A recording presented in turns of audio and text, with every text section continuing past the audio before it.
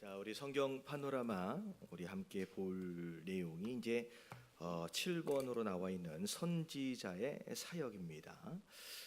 지난주까지 해서 분열 왕국에 대한 내용들, 왕들의 스토리를 잠깐 좀 살펴봤었죠. 그래서 악한 왕들을 좀 보고 그래도 약간 선한 왕에 대해서 잠깐 우리가 살펴봤었습니다.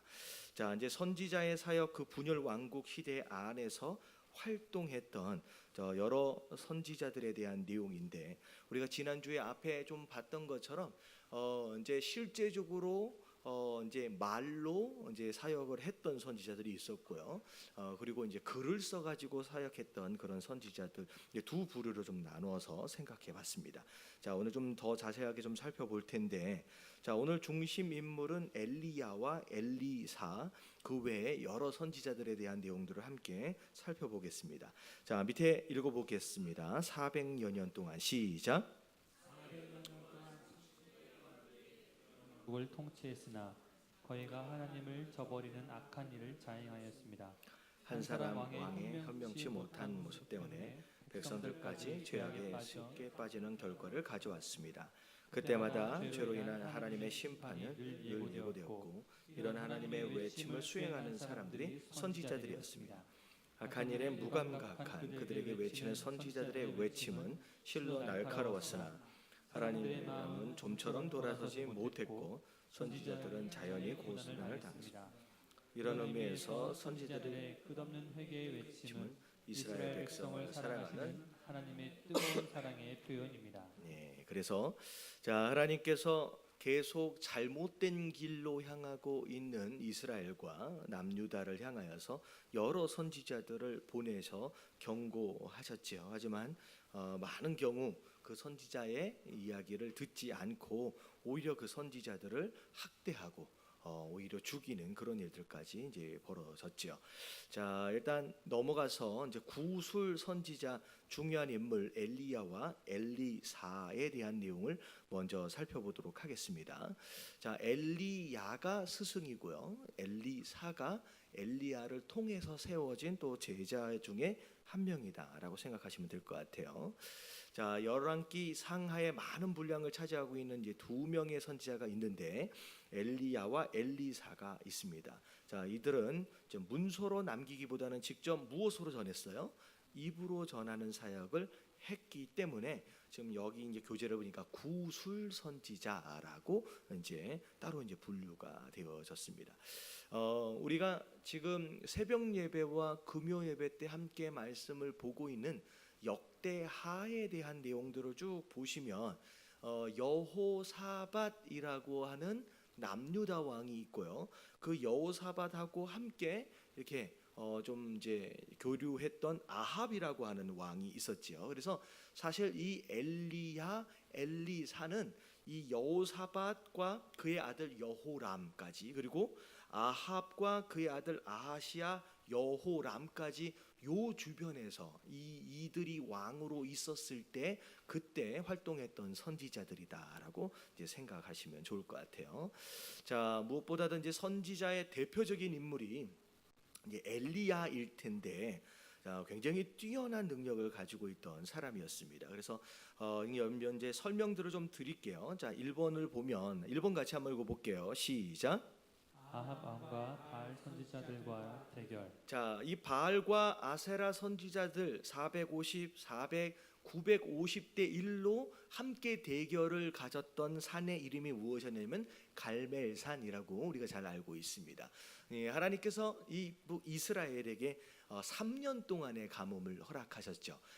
이스라엘은 1년만 비가 안 내려도 이미 농사가 망치는 상황이에요. 왜냐하면 이스라엘은 광야가 많고요. 그리고 비가 내렸을 때 대부분의 비가 땅으로 스며들어 버립니다. 그래서 이른 비, 늦은 비, 때를 따라 이제 내리는 비가 아니면 농사를 지을 수 없는 그런 조건의 기후와 땅의 특징들을 가지고 있는데, 3년 동안 비가 안 내렸다라고 한다면 거의 이 남유다 이스라엘은 거의 망했다라고 생각할 정도로 굉장히 심각한 상황에 놓이게 됩니다.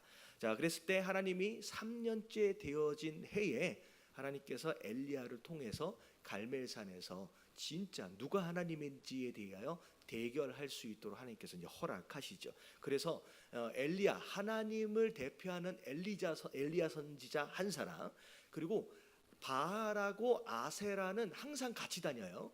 이게 우상인데 바알과 아세라가 약간 부부 형식으로 이제 우상화되어져 있습니다. 그래서 아세라 같은 경우에는 이제 자녀를 많이 낳는 이제 부인의 역할이에요. 이게 바알의 부인 뭐 이런 식으로 해가지고 바알 선지자 450명 그리고 아세라 선지자 400명 해가지고 950대 1로 대결을 하게 되는데, 자 이게 950명의 이 우상을 섬기는 선지자들이 아무리 대결이 어떻게 했는지 기억나시죠?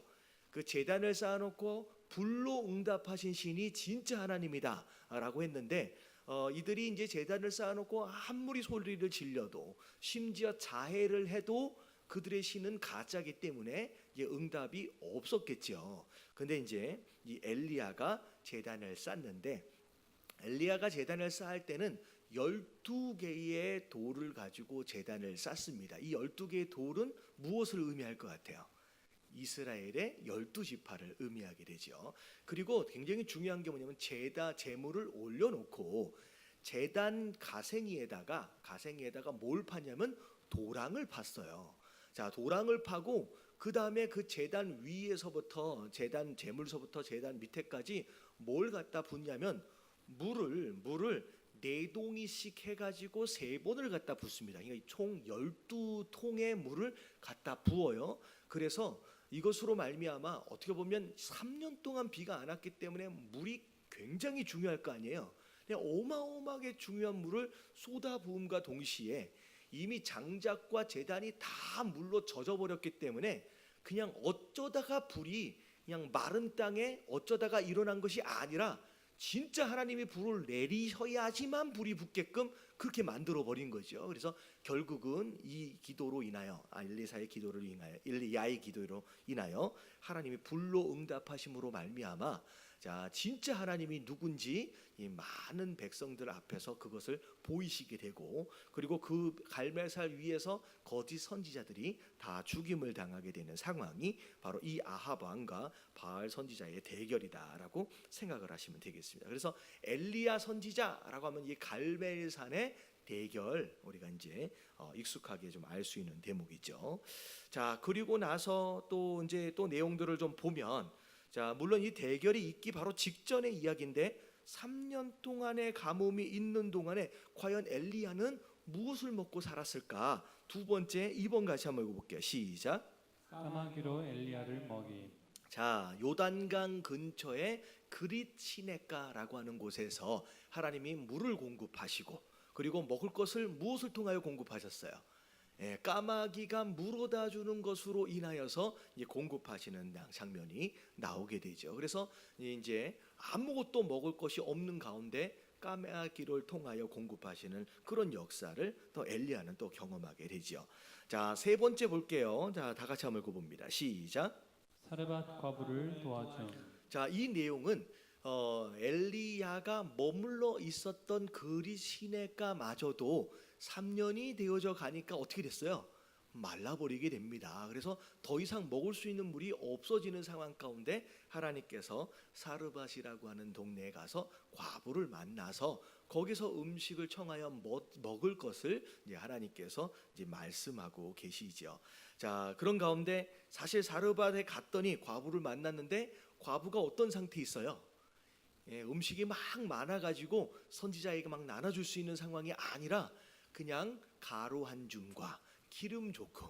그래서 아들내미 하나 있는데 뭐 하려고 했어요? 요거 먹고 우리가 죽으려고 했습니다 라고 했더니 이 엘리야가 뭐라 그래요? 그거 나한테 만들어서 주고 니네들은 알아서 해라. 되게 이상하죠. 근데 이 사르밧 과부가 그것을 진짜 떡을 만들어서 드렸더니 나중에 어떤 일이 벌어졌어요?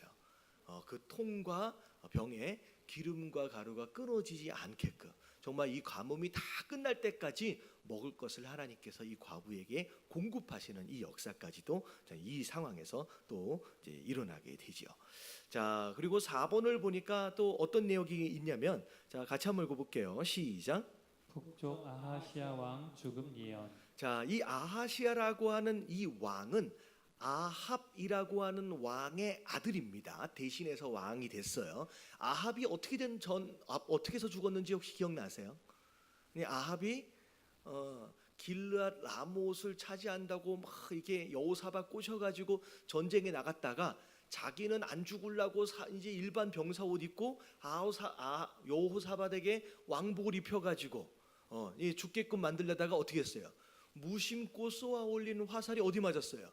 이게 갑옷과 갑옷 사이에 이 틈 사이에 딱 찔려가지고 거기서 이제 아합이 이제 큰 이제 상처를 입고 거기서 전쟁터에 죽게 되죠. 그리고 그 다음에 왕이 된 사람이 이 아하시아입니다. 근데 이 아하시아는 이제 아버지와 똑같이 악한 왕이에요. 불과 2년밖에 나라를 다스리지 못합니다. 왜냐하면 어떤 사건이냐면 뭐 하다가 그랬는지 모르겠는데 난간에서 떨어졌어요.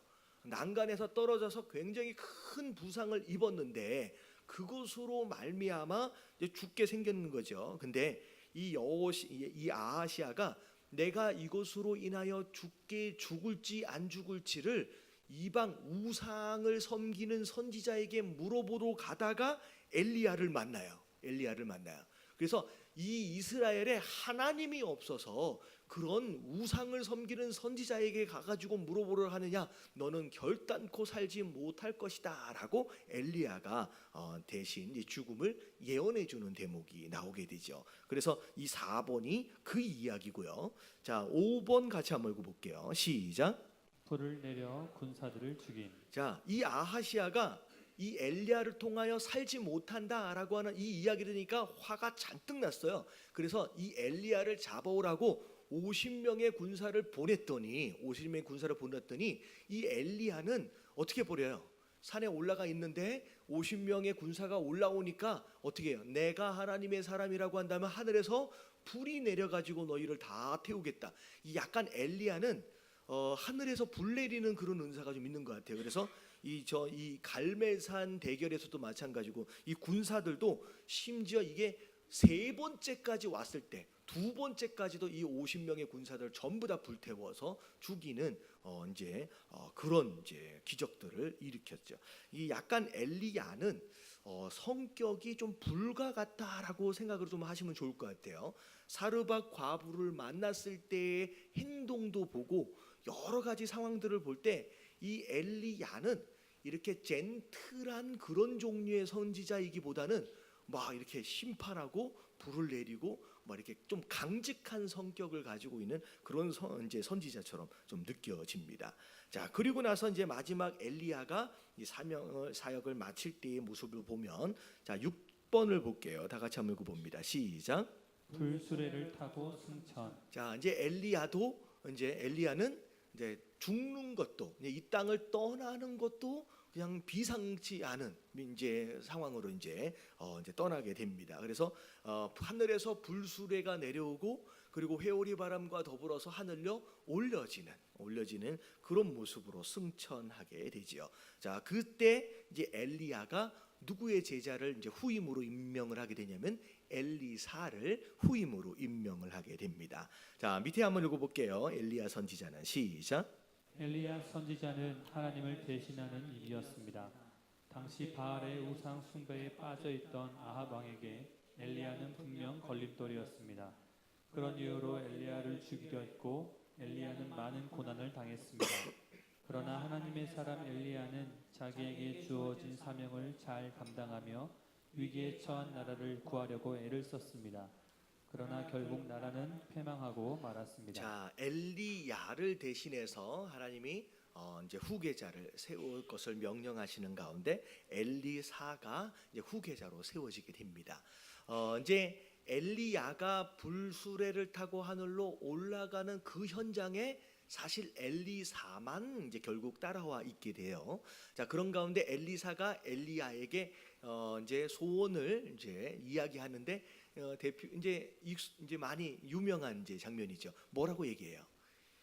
어마어마한 능력을 가지고 있는 이 엘리야를 향하여 나도 그런 능력을 받기 원하는데 얼마만큼 받기 원한대요? 이 당신이 가지고 있는 것보다 갑절의 능력을 내가 갖길 원합니다라고 이제 요구를 하는 것으로 이 엘리사는 어떻게 보면 이제 어마어마한 이제 소소한 능력들을 이제 선지자 생활을 하면서 일으키게 되죠. 어떻게 보면 굉장히 많은 기적들이 많이 등장을 하는데 불수레와 더불어 하늘로 올려져 간 엘리야, 그리고 이제 사명을 감당하기 위해서 이제 내려갈 때, 자 이제 엘리야가 두고 간 겉옷을 이제 자기가 입고 있는 겉옷은 찢어버려요. 그리고 엘리야가 준 겉옷을 입고서 이제 후계자가 된 거죠. 입고서 내려가는데, 자 뭐가 있었냐면 요단강이 있었어요. 근데 그 옷으로 탁 갖다 치니까 요단강이 어떻게 됐어요? 예, 그게 이제 갈라지는 것으로 말미암아 그냥 마른 땅을 걸어가는. 그래서 엘리사 같은 경우에는 그냥 다니는 곳마다 기적들이 일어나는데 굉장히 많은 기적들이 이제 등장을 합니다. 다 찾아볼 수가 없어서 그냥 설명만 드릴게요. 자, 두 번째 내용이 기적이 뭐였느냐? 2번 같이 한번 읽어볼게요. 시작. 자, 엘리사가 여리고에 머물러 있는 동안에 사람들이 엘리사를 찾아왔어요. 여리고에 무슨 문제가 있었나 봐요. 이게 물이 병들어 가지고 이 농작물이 열매를 못 맺는 거예요. 그래서 이걸 어떻게 해결할 수 있겠습니까?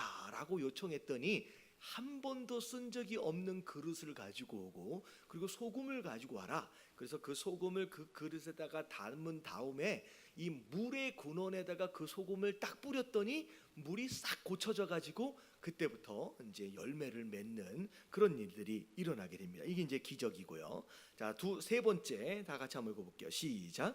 조롱하는 불량배 심판. 자, 길을 가는데 젊은 아이들, 이게 이제 어떻게 보면 이제 불량배들이에요. 불량배들이 이 엘리사를 향하여 놀립니다. 뭐라고 놀렸는지 혹시 아세요?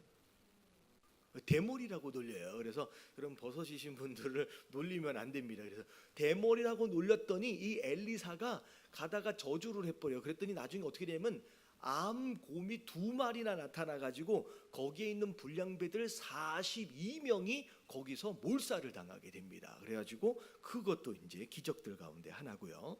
자, 그리고 4번 같이 한번 읽어볼게요. 다 같이 시작. 빈 개찬에 물을 채움.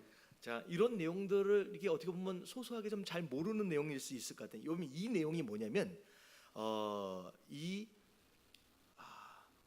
누구냐면 아합이, 북이스라엘의 아합이 왕으로 있었을 때까지만 해도 모압이 이스라엘의 이제 뭐라 해요? 속국이었어요. 모압이라고 하는 나라가. 근데 아합이 죽고 그다음에 아하시야, 그다음에 여호람까지 왕권이 이어지는 가운데 갑자기 모압이 이 북이스라엘을 배반하고 나가버립니다.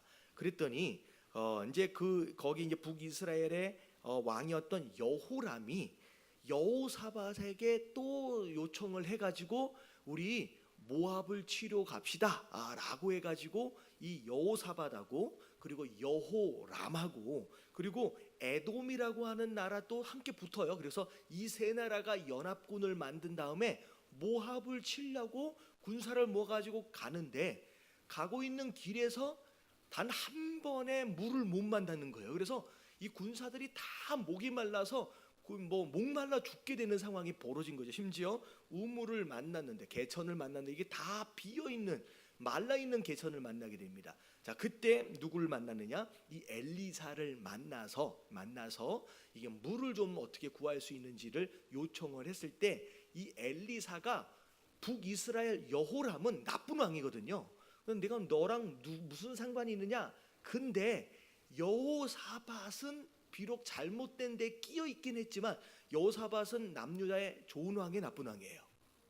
비교적 좋은 왕이잖아요. 그래서 이 엘리사가 여호사밧의 얼굴을 봐서 이제 기적을 일으켜서 거기에서 물을 내서 거기 있는 군사들로 하여금 그 갈증을 해소하게 되는 그런 장면이 바로 이제 거기에 나오게 되는 것이죠. 자, 그게 이제 4번에 대한 내용이고, 자, 5번 같이 한번 읽어볼게요. 시작. 빈 그릇에 기름을 채움. 이 이야기는 아마 많이들 알고 계실 것 같아요. 엘리사 선지자의 제자들 가운데 결혼한 제자들이 있었는데 이제 제자가 먼저 죽었어요. 그러니까 이제 과부가 된 거죠. 근데 과부가 그 전에 이제 이 선지자가 어떻게 했는지 빚을 졌던 것 같아요. 그래서 이 과부와 더불어 두 아들까지 그 빚 때문에 종으로 팔려가게 되는 상황이 벌어집니다. 그때 이제 엘리사를 찾아와서 이제 요청을 하는 가운데, 자, 집에 뭘 가지고 오래요? 이제 기름. 그래서 이 안에 있는 기름이 얼마 없으니까 가지고 있는 그릇들을 전부 다 모아가지고 방 안에다가 다 깔아놓은 다음에 문을 딱 닫고 나서 어떻게 해요? 기다리니까 이제 하늘에서 이제 기름이 떨어져서 그 안에 담게 모든 그릇 안에 기름이 가득 담기는 것으로 말미암아 그 그릇을 팔아서 그 모든 빚을 갚게끔 되어지는 상황이 바로 5번에 대한 내용입니다.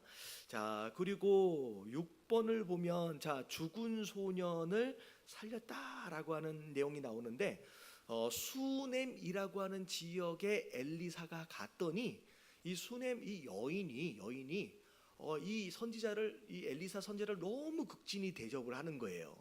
너무 감사해가지고 네가 원하는 게 뭐냐라고 물어봤더니 남편이 있는데 남편은 이미 나이가 많아요. 그리고 더 이제 자녀가 없는 가운데, 그래서 내가 너한테 자녀를 주겠다. 하나님이 내년쯤이면 너희가 아들을 낳을 것이다 라고 했더니 이 수넴 여인이 에이 장난치지 마십시오 라고 했는데, 나중에 실제로 그 다음 해에 아들을 갖게 되고 아들이 이제 무럭무럭 크게 됩니다. 근데 갑자기 추수철에 아들이 갑자기 일사병이었던 것 같아요. 너무 머리가 아프다 그래서 쓰러졌는데 이 두통으로 인하여 아이가 그냥 죽어버려요. 그러니까 이제 수넴 여인이 차라리 없었으면 이런 아픔이라도 없지요. 그냥 있었다가 아이가 죽으니까 너무 힘들잖아요. 그래서 엘리사를 찾아왔는데 엘리사가 이 죽은 소년을 이제 살리게 되는 이제 역사가 이 6번에 있어지게 됩니다. 자, 그리고 7번으로 갈게요. 7번 다 같이 시작. 독한 국을 해독. 자, 길갈에서 큰 통에다가 국을 끓였어요. 제자들과 함께 같이 먹으려고. 근데 이게 뭘 끓여야 되는지 그냥 아무것다가 갖다가 막 집어넣은 거예요. 근데 나중에 먹으려고 하다 보니까 이 그릇 안에, 국 그릇 안에 뭐가 있었냐면 아주 독한 독이 들어가 있어서 먹으면 이제 사람이 이제 해를 당하게 되는 상황이 벌어진 거죠. 자, 그랬더니 이 엘리사가 그 안에다가 무슨 가루를 탁 넣었더니 이게 해독이 돼서 다 먹고도 문제가 없었다라고 하는 것이 이제 7번에 대한 내용입니다. 자, 이제 되게 재밌는 이제 기적들이 되게 많죠. 뭐 심지어는 이게 도끼질을 하다가 도끼 앞에 있는 게 우물에 빠졌는데 이거 없으면 이제 못 사는 거예요. 그랬더니 막 무슨 금도끼, 은도끼 이것도 아니고 나중에 기도했더니 도끼, 이 쇠로 된 도끼가 물 위에 떠요. 그래서 그걸 건져 가지고 썼다. 뭐 이런 스토리도 있고요. 자, 이제 8번을 보니까 되게 재밌는 스토리들이 많아요. 이 엘리사는 그냥 엘리사 스토리를 그냥 읽어 내려가면 신기한 일들만 쭉 열거가 되어져 있을 정도로 되게 많습니다. 8번에 보니까 어떤 사람이 보리떡 20개하고 채소 1자루를 가지고 왔어요. 그래서 이거 좀 드십시오라고 선물로 가져왔더니 엘리사가 100명이나 되고 있는 많은 무리의 사람들과 같이 나눠 먹재요. 이거 가지고 뭘 어떻게 나눠 먹습니까? 했는데 그 작은 음식 가지고 100명이나 되는 사람들이 다 배불리 먹고 나눠 먹었다라고 하는 스토리입니다. 솔직히 이거는 예수님 당시에 이제 오병이어로 3,000명 먹은 거하고는 너무 좀 비교가 돼서 그렇게 기적같이 보이지는 않는데 어쨌든 이제 이것도 기적 중에 하나고요. 자, 우리가 많이 아는 말씀이 또 이거예요. 자, 9번 나만의 나병을 치료하는 장면입니다. 이 나만이라고 하는 사람은 아람 군대의 군대 장관입니다. 근데 굉장히 유력자예요. 근데 싸움도 잘하고 공도 막 잘 세우고 막 그랬었는데 이 사람은 뭐가 걸리는 사람이냐면 이제 나병이 걸린 사람이었습니다. 근데 그 포로로 끌려간 이스라엘의 여종에 의해서 이 엘리사 선지자를 소개를 받게 되고 찾아갔더니 엘리사가 나와보지도 않죠. 그러더니만 뭐라 그래요? 요단강에 가서 7번 씻으라. 나중에 화가 나가지고 뭐 이런 사람이 다 있어. 왜 그러면 이 아람이라고 하는 나라가 당시 이스라엘보다 더 국력이 더 강한 나라였어요. 그러니까 이게 작은 나라에 와가지고 무시당하니까 열받죠. 근데 그 신하들이 뭐라 그래요? 믿져야 본전 아닙니까? 여기까지 와가지고 근데 결국은 요단강에서 몇 번? 7번 들어갔다 나옴으로 말미암아 이게 깨끗하게 씻음을 받고 나중에 엘리사를 만나고 이스라엘의 흙을 가져가서 비록 내가 우상하게 절할 수밖에 없는 위치에 있지만 이 흙을 뿌린 것으로 말미암아 이제는 누굴 예배하는 사람? 하나님을 예배하는 사람이 되겠습니다라고 하는 장면이 이 나아만의 이제 나병을 치료하는 장면입니다. 자, 그리고 10번에 보면 이 아람의 전쟁을 폭로한다. 이게 아람이 이스라엘을 자꾸 쳐들어오려고 이제 계획을 세우는데 모든 세운 전략들이 그 다음 날이 되면 다 발각이 돼요. 어디에 군사를 집결시켜야 되겠다라고 하면 이 이스라엘이 항상 거기에 군대를 갖다 대놓고 있어요. 그러니까 어떻게 보면 이 아람 군대 입장에서 볼 때 이 내통하는 자가 있다, 스파이가 있다. 우리가 세운 계획을 이미 이스라엘 왕은 다 알고 있다. 근데 사실은 이게 어떻게 됐냐면 엘리사가 기도하는 가운데 그냥 하나님의 음성을 듣는 거예요. 그러니까 정말로 누구도 모르게 이 아람 군대의 왕궁 안에서 조그맣게 이야기되어지는 전략까지도 이 엘리사는 다 알고 있는. 그래서 엘리사가 알자마자 이스라엘 이제 왕한테 다 알려주는 이런 일들로 이제 결국은 아람이 이제 이스라엘을 쳐들어오기가 되게 어려운 상황이 벌어지죠. 자, 11번을 볼게요. 같이 한번 봅니다. 시작. 아람 군대의 눈을 멀게 함. 자, 결국은 아람이 군대를 데리고서 공격해 왔어요. 근데 이 엘리사가 이 군대의 눈들을 다 어둡게 해가지고 이 군대들을 다 몰고 사마리아로 끌고 올라갑니다. 자, 그러고 나서 거기에 전부 다 모아놓고 지금 앞이 안 보이잖아요. 근데 이스라엘 군대가 그냥 치기만 하면 이게 전부 다 몰살될 수 있을 텐데 엘리사가 이제 죽이지 말고 뭐라 그래요? 잘 먹여가지고 보내주라는 거예요. 그래서 결국 잘 먹여서 보내준 것으로 말미암아 그때 이후로 이 아람하고 이스라엘이 더 이상 싸우지 않는 휴전 상태로 들어가게 된 상황이 이 11번에 대한 내용입니다. 자, 마지막 12번 같이 한번 읽어볼게요. 시작. 죽은 후에도 죽은 사람을 살림. 예, 엘리사가 분명히 죽었어요. 그래서 묘실의 장사가 되었는데 어떤 일이 벌어졌냐면 갑자기 모압에서 도적제들이 일어나서 이스라엘을 쳐들어온 거예요. 근데 하필이면 그 상황에서 장사를 치르기 위해서 뭐라 그래요 이거? 그 상여가 나가고 있는데 도적제가 쳐들어오니까 이 도적제들을 피하기 위해서 숨었는데 어디로 숨었냐면 엘리사의 그 시체가 보관돼 있는 이 묘실 안으로 피한 거예요. 이스라엘의 무덤은 땅을 파서 만들어진 무덤이 아니라 동굴로 만들어져 있다 그랬잖아요. 그래서 큰 묘실 같은 경우에는 심지어 응접실처럼도 돼 있고 그리고 양쪽으로 할아버지 방, 뭐 이제 증조 할아버지, 고조 할아버지 이거 굉장히 큰 묘실로 돼 있거든요. 근데 피한다고 피했는데 그 방으로 피한 거예요. 근데 이 엘리사의 유골이 이렇게 딱 있는데 지금 상여를 가지고 장사로 간 사람의 시체가 이 엘리사의 유골하고 딱 부딪혔어요. 그랬더니만 이게 살아나 버렸어요. 죽어서 나간 사람이. 그래서 이 엘리사는 죽어서까지도 그 뼈 가지고서도 사람을 살리는 그런 기적을 일으킬 정도로 어마어마한 능력을 그래서 이게 보니까 기적의 숫자와 상황들을 볼 때에 엘리야보다 진짜 엘리사가 진짜로 갑절의 능력을 받은 것을 우리가 성경을 통하여 확인할 수 있게 되는 거죠. 자, 팁 한번 읽어볼게요. 다 같이 시작. 하나님의 일을 하는 사람에게는 하나님의 권세를 모두 주었습니다. 불가능하게 보이는 일일지라도 하나님의 능력을 믿으면 모든 것을 할 수 있는 힘이 우리에게 생깁니다. 이것은 하나님의 사람에게 주어진 특권입니다. 귀신을 쫓아내고 병을 고치는 표적의 능력이 예수를 믿는 사람에게도 일어납니다. 이런 능력은 자기 자신을 위해서 사용할 때는 나타나지 않습니다.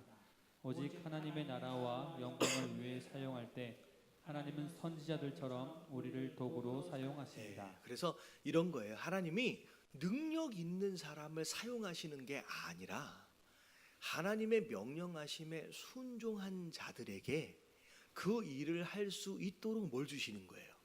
능력을 주시는 거예요. 다시 말하면 순종이 먼저예요, 능력이 먼저예요? 예, 순종이 먼저예요. 그래서 내가 어떤 일을 감당함에 있어서 저는 그런 능력이 없어서요, 당연한 거예요. 왜냐하면 그 일을 감당하려 할 때 그때 능력을 주신다라고 하는 것이죠. 그래서 이 엘리사도 엘리야도 하나님 능력을 사실은 그의 일을 감당함에 있어서 필요한 능력들을 공급하시는 모습들을 보게 되고요. 그리고 그 어떤 선지자도, 심지어 예수님조차도 자기의 배를 위해서, 자기 스스로를 위해서 능력을 사용하신 사람은 아무도 없습니다.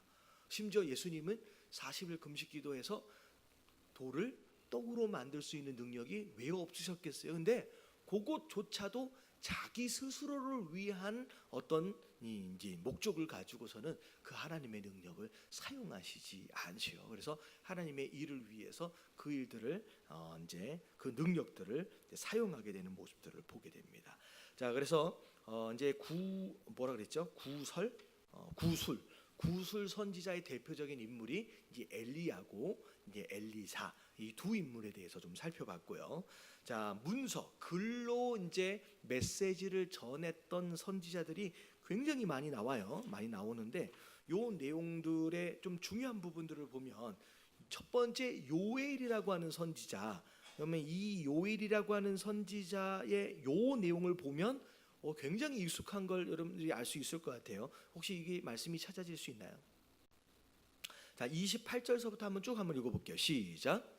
그 후에 내가 내 영을 만민에게 부어주리니 너희 자녀들이 장래일을 말할 것이며 너희 늙은이는 꿈을 꾸며 너희 젊은이는 이상을 볼 것이며 29절, 그때 내가 또 내 영을 남종과 여종에게 부어줄 것이며 30절까지. 내가 이적을 하늘과 땅에 베풀리니 곧 피와 불과 연기 기둥이라. 네, 우리 그 마지막 날에라고 하는 이 찬양의 가사의 모태가 되는 이 구절입니다. 근데 마지막 때 하나님께서 성령의 부은 충만함과 기름 부으심을 허락할 때 어떤 일이 벌어질지에 대한 내용이 이게 사실 요엘 선지자를 통하여서 이제 기록되었다라고 이제 아시면 될 것 같아요. 그래서 결국 자, 이 32절에 보니까 뭐라고 나오냐면 누구든지 여호와의 이름을 부르는 자는 뭘 얻을 것이다. 구원을 얻을 것이다라고 이제 메시지를 증거한 사람이 요엘입니다. 자, 그리고 이사야는 너무나도 유명한 사람이죠. 이제 어떻게 보면 문서 선지자들 가운데 가장 유명한 사람이 이사야 선지자입니다. 근데 이사야 선지자가 유명한 이유는 이사야서 안에서 장차 오실 예수 그리스도에 대한 내용들이 굉장히 많이 등장을 해요. 대표적인 내용이 53장 1절부터 나오는 내용인데 2절 한 번만 읽어볼게요. 2절 한번 3절까지 시작. 그는 주 앞에서 자랑하기를 난 심 같고 마른 땅에서 나온 뿌리 같아서 고운 모양도 없고 풍채도 없은즉 우리가 보기에 흠모난 아름다움이 없도다. 자, 예수님의 겉모습 그렇게 막 아름답고 흠모할 만한 그런 분의 모습은 아니었다는 거죠. 그리고 3절서부터 예수님의 어떤 고난에 대해서 이야기를 하는데 다 같이 시작. 그는 멸시를 받아 사람들에게 버림받았으며 간고를 많이 겪었으며 질고를 아는 자라. 마치 사람들이 그에게서 얼굴을 가리는 것 같이 멸시를 당하였고 우리도 그를 귀히 여기지 아니하였도다. 자, 예수님께서 마치 사람들에게 버림받는 저주받은 모습처럼 십자가에 못 박혀 돌아가시게 된 그 상황들을 좀 설명하고 있죠. 4절까지만 읽어볼게요. 시작. 그는 실로 우리의 실고를 지고 우리의 슬픔을 당하였거늘 우리는 생각하기를 그는 징벌을 받아 하나님께 맞으며 고난을 당한다 하였노라. 네, 그래서 예수님이 구세주다, 구원자다라고 하는 것을 우리가 어떻게 알 수 있느냐? 이런 구약에 나와 있는 선지자들의 메시아에 대한 이 예언들, 이것 소소한 것 하나하나가 다 이루어진 것들을 통하여서 우리가 알 수 있게 되어지는 거죠. 그리고 이제 이사야 선지자들 같은 경우에는 우상 숭배하고 있던 그들을, 이스라엘 백성들을 많이 이제 비판을 하고, 그리고 그리고 하나님 나라임에도 불구하고 공의롭지 못하게 재판하고 그렇게 정치가 되어지는 모습들을 향하여 많이 지적했던 이제 선지자들 가운데 하나이죠. 자, 그리고 이제 세 번째 미가라고 하는 선지자. 뭐 이 요엘, 미가 이런 이제 선지자들은 우리가 잘 이제 익숙하지 않은 선지자일 것 같은데 이제 8절 말씀만 6절 8절 말씀만 한번 읽어볼게요. 6장 8절. 자, 다 같이 시작. 사람아, 주께서 선한 것이 무엇임을 내게 보이셨나니 여호와께서 내게 구하시는 것은 오직 정의를 행하며 인자를 사랑하며 겸손하며 하나님과 함께 행하는 것이 아니라. 자, 이제 미가 선지자의 주요 내용이 바로 요 내용입니다. 정의를 행하고 인자를 사랑하며 겸손하게 내 하나님과 함께 행해야 되지 않겠느냐. 그리고 5장 2절에는 예수님에 대한 이 내용이 있어요. 다 같이 한번 읽어볼게요. 시작. 베들레헴 에브라다야, 너는 유다 족속 중에 작을지라도 이스라엘을 다스릴 자가 내게서 내게로 나올 것이라. 그의 근본은 상고에 영원에 있느니라. 자, 이 말씀을 근거로 예수님은 어디에서 태어나셔야 돼요? 베들레헴에서 태어나셔야 돼요. 그래서 그 헤롯 대왕이 있었을 당시에 뭐 유대의 왕이 나셨다 뭐 이런 이제 뭐 누구예요? 동방박사 세 사람이 난리가 예루살렘에 났었잖아요. 그때 이 제사장들과 서기관들을 불러서 유대인의 왕이 어디에서 나겠느냐라고 물었을 때 그때 대답하게 된 이 베들레헴입니다라고 이야기하게 된 근거가 되는 말씀이 바로 이 미가 5장 2절의 말씀이죠. 그래서 예수님이 이 베들레헴에서 태어날 것을 미리 이제 말씀하고 계시는 내용입니다. 자, 예레미야라고 하는 이 선지자, 이 선지자도 눈물의 선지자로서 이제 하나님의 메시지를 정하면서 많이 백성들을 위해서 울었던 선지자로 우리가 많이 알려져 있습니다. 뭐 특별히 그냥 내용들은 이제 알고 가시면 될 것 같고요. 자, 5번에 보니까 누가 나와요? 자, 요나. 이 요나라고 하는 선지자는 참 특이한 게 뭐냐면 지금까지의 다른 선지자들은 전부 다 누구를 향한 하나님의 사랑이었느냐? 이스라엘 또는 유다 백성들을 향한 하나님의 사랑이고 메시지였거든요. 근데 이 요나라고 하는 사람은 아수르의 수도 니누에라고 하는, 그러니까 어떻게 보면 이방 민족들이에요. 이방 민족들을 향한 하나님의 사랑. 이게 단순히 하나님은 이스라엘만 사랑하시는 분이 아니라 이스라엘만의 하나님이 아니라 누구의 하나님이에요? 모든 민족의 하나님, 모든 민족을 구원하기를 원하시는 하나님으로서의 메시지가 바로 요나 선지자 안에, 선지서 안에 있게 되어지죠. 자, 6번에 보니까 아모스입니다. 아모스. 5장 18절 말씀만 같이 한번 읽어볼게요. 시작. 화 있을진저 여호와의 날을 사모하는 자여, 너희가 어찌하여 여호와의 날을 사모하느냐? 그날은 어둠이 빛이 아니라. 예, 어떻게 보면 하나님이 징계하심으로 인하여 고난을 당하고 있어요. 이 고난을 통하여 하나님께서는 뭐 하라는 얘기냐면 돌이켜 회개하라는 내용이거든요. 근데 돌이켜 회개하지는 않고 하나님의 때가 오면 마치 뭔가 달라질 것처럼 기대하고 있다는 거죠. 근데 하나님 이 아모스 선지자를 통하여서 말씀하시는 내용이 뭐냐면 너희들이 기대하고 있는 그 여호와의 날이라는 게 너희가 생각하는 그런 해방의 날이 아니라는 거예요. 뭐 하지 않으면, 회개하지 않으면 오히려 그 날이 오히려 너희에게 무슨 날이 될 수 있다? 암묵의 날이고 심판의 날이 될 수 있다라고 하는 것이죠. 그래서 그런 메시지가 아모스 선지자. 자, 호세아. 자, 호세아 6장 1절 말씀만 같이 한번 읽어볼게요. 시작. 우시야와 요담과 아하스와 히스기야가 이어 유다 왕이 된 시대, 곧 요아스의 아들 여로보암이 이스라엘 왕이 된 시대에 그의 아들 호세아에게 임한 여호와의 말씀이니라. 자, 이 호세아 이게 지금 나오는 히스기야, 아하스 이런 내용들을 좀 보니까 지금 우리가 지금 역대하에서 보고 있는 왕들의 이름은 이제 약간 분열 왕국의 상반기에 속하였다라고 한다면 히스기야 쪽으로 넘어가서는 약간 후반기로 이제 넘어가면서 활동했던 선지자입니다. 호세아. 자, 그리고 이제 마지막 8번 하박국입니다. 자, 하박국 2장 4절 말씀 다 같이 한번 읽어볼게요. 시작. 보라, 그의 마음은 교만하며 그 속에서 정직함 못하나 의인은 그의 믿음으로 말미암아 살리라. 자, 마음은 교만하여 그 속에 정직하지 못하나. 자, 의인은 자 뭘로? 그의 믿음으로. 결국 누가 의인이냐? 믿음으로 사는 자가 의인이고 그 믿음으로 말미암아 어떻게 해요? 구원을 받는다라고 하는 메시지가 하박국의 대표적인 말씀일 것 같아요. 사실 이 선지서를 오늘 이런 식으로 그냥 이렇게 그냥 다 해버리기는 사실 굉장히 헤비한데 뭐 어쨌든 스토리는 좀 이해가 되어지시죠? 아마 우리가 역대하 말씀을 이렇게 쭉 보는 내용들 가운데 종종 이제 등장할 것 같고요. 우리가 수요일 날 보고 있는 이 말씀들을 통하여서 조금 더 깊이 있게 살펴볼 수 있을 것 같습니다. 자, 마지막 정리할게요. 하나님은 다 같이 시작. 하나님은 시대를 움직이고 죄악을 심판하고 구원하실 때 언제나 하나님의 선지자들을 그때그때마다 사용하셨습니다. 사사 시대에는 사사를, 왕정 시대에는 왕과 선지자들을 사용하셨습니다. 그들은 하나님의 입이 되어서 하나님의 일을 선포하고 회개를 촉구했습니다. 하나님의 일을 전해야 하는 선지자들은 언제나 하나님의 음성을 전해야 하기에 용기를 주기도 하지만 때로는 사람이 싫어하는 말을 할 때도 있었습니다. 그렇게 그것에 따른 고난과 핍박도 많았습니다. 하나님께로 돌아오면 그가 용서해 주신다는 일관된 메시지가 선지자들에게 나타납니다.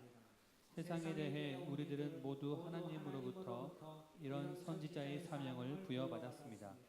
회개하라, 천국이 가까웠다고 거림없이 어디든지 전해야 합니다. 어쩌면 이 두 가지 역할일 것 같아요. 오늘날에도 하나님께서는 주의 종들을 통하여 하나님의 메시지를 증거하고 계시죠. 회개하라, 천국이 가까웠다. 돌이켜야 할 부분들의 있음을 주의 종들을 통하여 전하고 있을 때 우리는 들어야 할 책임이 있고요.